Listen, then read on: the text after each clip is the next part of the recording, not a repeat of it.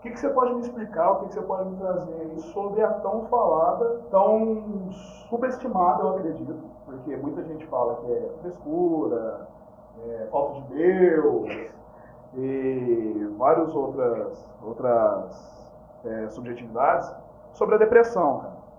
Então, a depressão, ela é uma patologia, ela né? é uma doença, né? Ela é uma doença, né? Pode ser pelo paciente ele ser mais suscetível à depressão, né?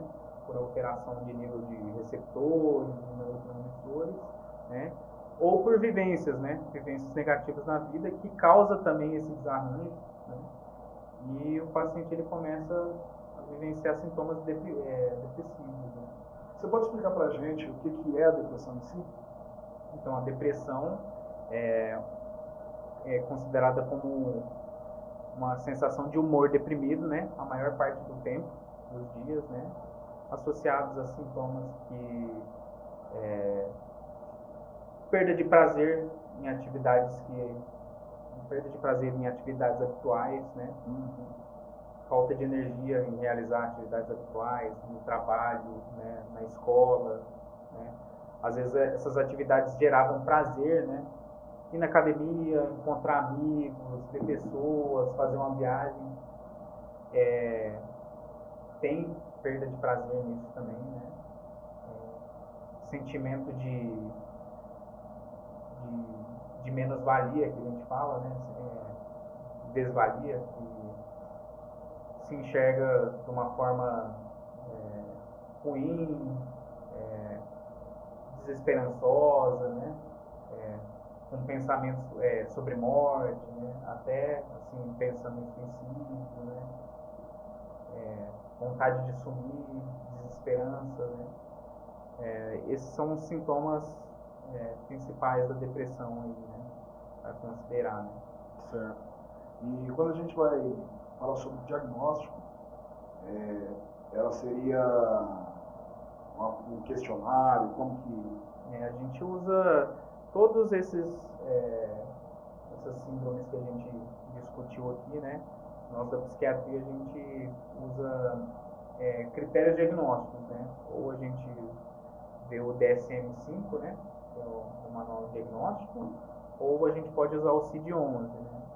E daí eu falei assim de todas elas, todas as doenças, mas assim por cima para não ficar aquela coisa assim amarrada num DSM, num CID-11, porque eles levam muito questão em conta assim de sintomas por tanto tempo, aí esses sintomas desses outros tem que ter mais que 3, pelo menos 3. Aí outro critério tem que causar prejuízo importante.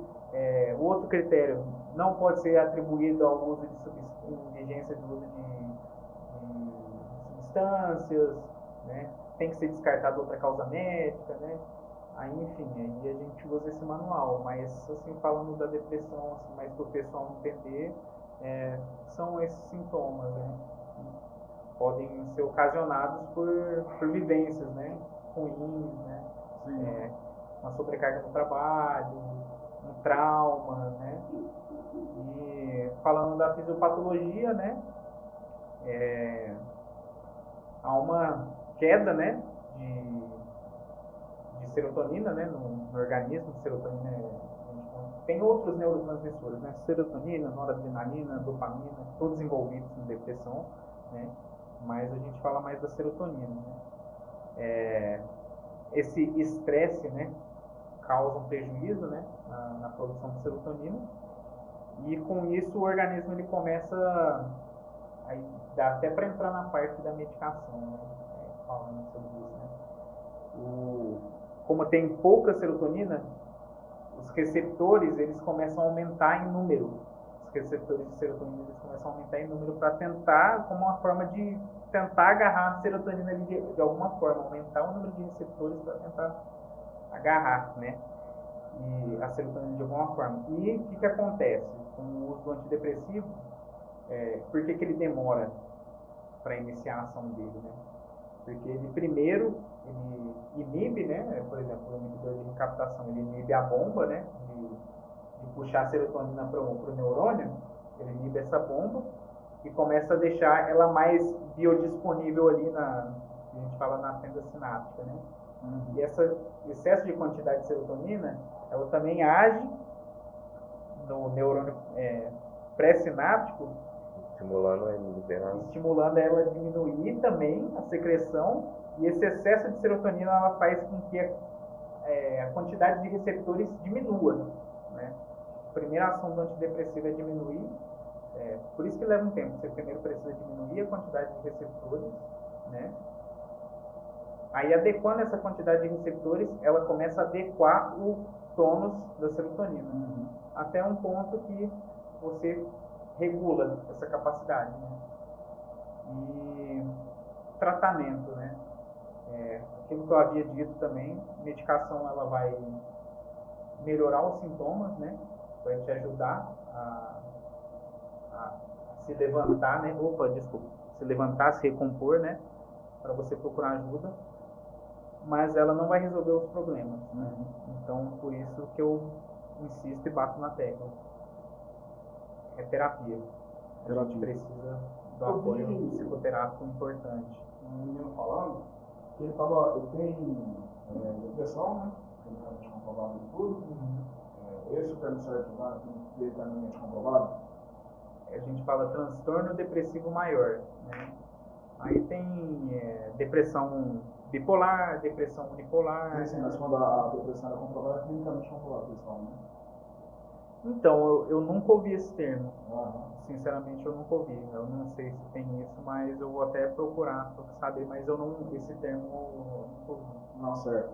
Mas o menino estava falando que ele estava fazendo o tratamento, né, com a Deposteron. Deposteron. Você tem algum dado sobre? Eu vi o Kaplan lá dizer que o uso já foi utilizado em pacientes com depressão, e acho que foi utilizado em pacientes com depressão com HIV. Aí eles observaram uma melhora do humor, porque associado ao HIV às vezes tem condições de caquexia, né, perda de massa muscular. Aí às vezes essa melhora, né, dá uma disposição, né, para o paciente, e ele melhora dos sintomas deprimidos. Certo. Acho que o primeiro antidepressivo foi descoberto acidentalmente. Começaram a dar...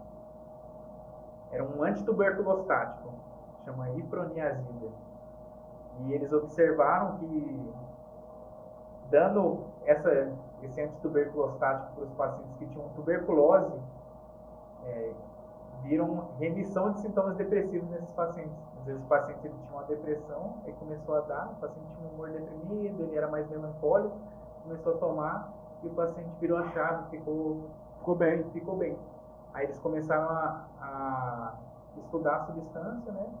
E aí, iproniazida, tuberculostático, eles começaram a fazer os inibidores da recaptação Azimal. Azimal, né? Inibidor da monaminoxidase. É porque tem vários tipos, né? Várias classes. Aí depende do psiquiatra escolher qual que é a melhor para ele. Tem inibidor de recaptação de serotonina, tem o de triplo, serotonina e noradrenalina, dopamina também, noradrenalina, tetracíclico, tricíclico, tetracíclico, tricíclico, um monte de coisa, né? Melatonina, uma aglomerativa, e tem vários, assim, se for abrir o leque, a gente vai ficar horas e horas. Tem os atípicos. Depressão é um assunto mais complexo, mas você que não só quem tem algum tipo de sintoma, mas eu aconselho que todos procurem um profissional, um psicólogo. Começa pelo psicólogo, né? Eu acho que assim, é o principal, é a porta de entrada. Porque às vezes o caso não é uma medicação. Às vezes nem precisa de medicação. É conversar e entender algumas questões, se resolver com essas questões, né? E criar mecanismos de enfrentamento para isso, para poder seguir a vida de uma forma mais digna, de uma forma mais saudável. E a atividade física ajuda? Ajuda muito, né? E aquela questão que a gente tinha falado também no começo, né? a modificação do estilo de vida, né? A atividade física ela vai puxando várias coisas, né? Começa com a atividade física e quando vê você está fazendo atividade física você começa a se sentir bem, né? Aí você já vai para a parte da alimentação, você já começa a querer se alimentar melhor, aí você já começa a querer dormir melhor, né? Dormir mais cedo, entrar numa rotina ali. E a rotina ela ajuda muito, né, nessa parte. Até porque a pessoa começa a criar metas aqui, né? Começa a se motivar. Motivação. A motivação ela é um combustível, né, para a vida. Então eu acho que é algo muito importante aí para esses pacientes. Que é o perigo, né? A pessoa depressiva sem motivação não sabe o que pode acontecer. Ninguém sabe como tá a mente do palhaço.